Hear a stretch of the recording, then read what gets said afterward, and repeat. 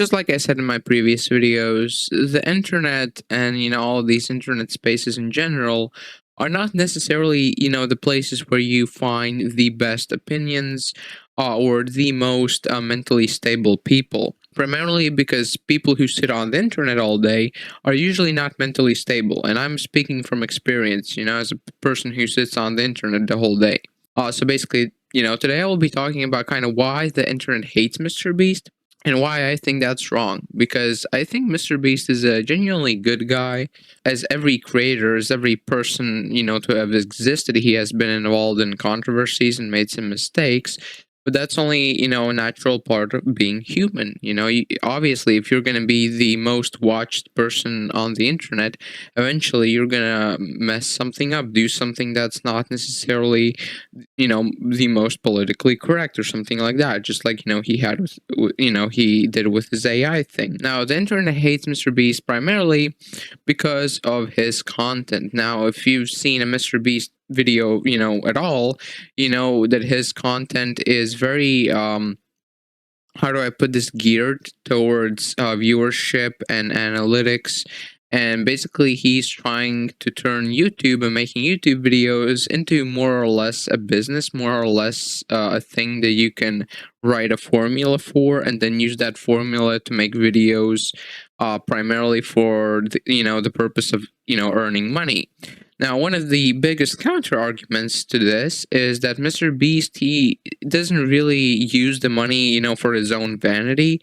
Like you could say, yes, he kind of does, but I watched an unspeakable video where he was talking about success, and what he said about MrBeast is that unlike MrBeast, he kind of doesn't invest all of his money into YouTube, so he kind of spends some money on a car or something like that. While MrBeast, he invests all of the money he makes into making YouTube videos, which I think is the first kind of sign to prove and say, hey, he's really kind of investing all this money into his YouTube videos. Maybe he's not doing for the sole purpose of, earning money.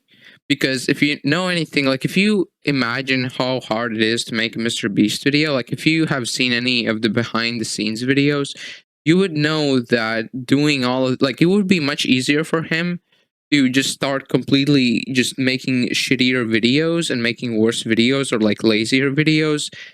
He already has so much money, he could just literally live on an island in a mansion and just live on there and not have to work a single day in his life again. So just because he's making these videos, it already shows that his kind of passion for it is like genuine. It's not completely fake. That's one of my main current arguments. Now the next argument is that the videos are genuinely good. Like obviously they are much more geared towards how do I put this, squeezing out those views, squeezing out that watch time. But that's not a sin. That's not necessarily a bad thing to do. Obviously, his videos are much more, geared towards kids, and they're much more. They're not serious, right? They're not. They're less genuine. They lack a certain, genuineness, if that's a word, right?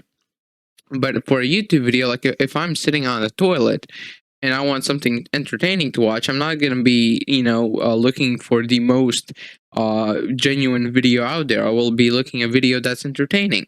And his videos, I think, like what he does, like his kind of content style, it's not it's not the worst.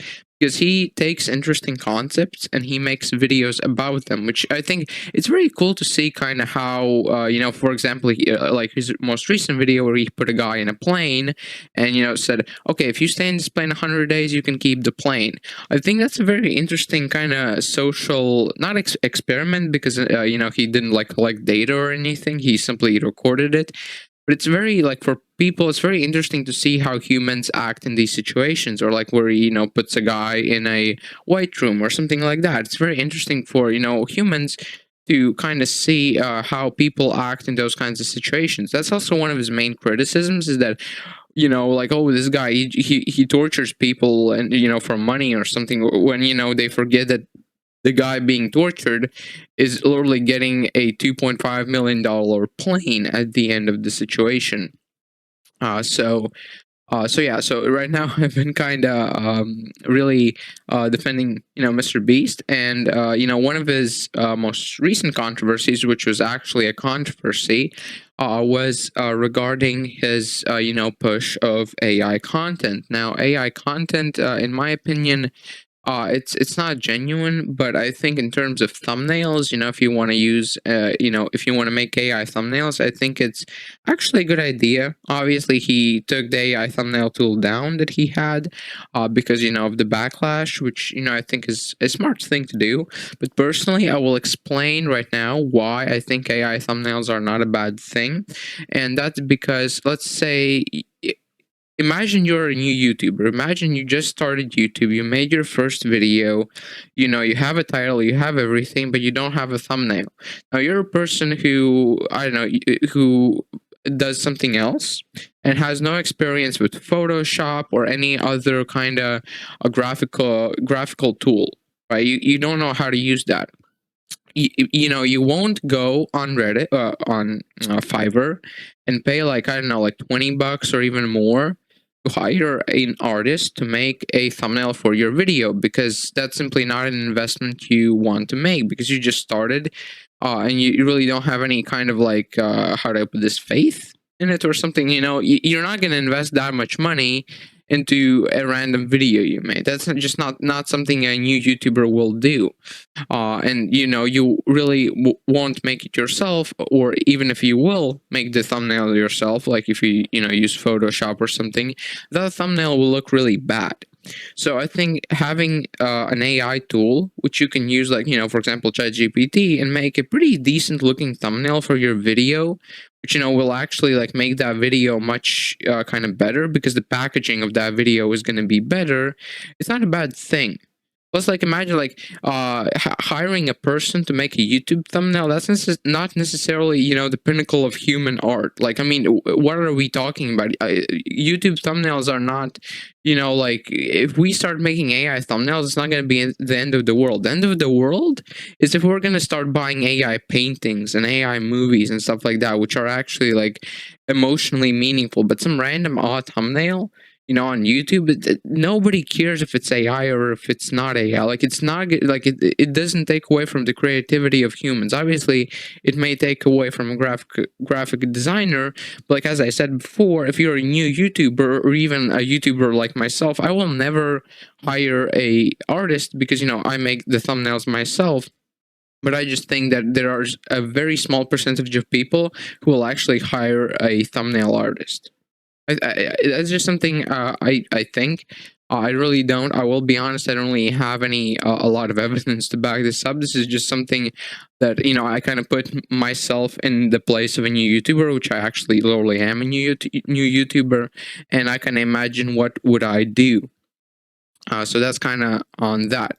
But if you go on, like, Twitter or X, whatever you call it, basically, and you go on any MrBeast post, you will see a lot of negative comments. Like, for example, like, I'm looking at some of these comments, and just a lot of a lot of people saying, like, he is treating people like experiments, and, like, it's very, like, I mean, the bro is getting $2.5 million. Like what, what is the hate towards this? Like, I would sit in my room for like 2 years straight up, if at the end of that, period, I would get like 10 million or something.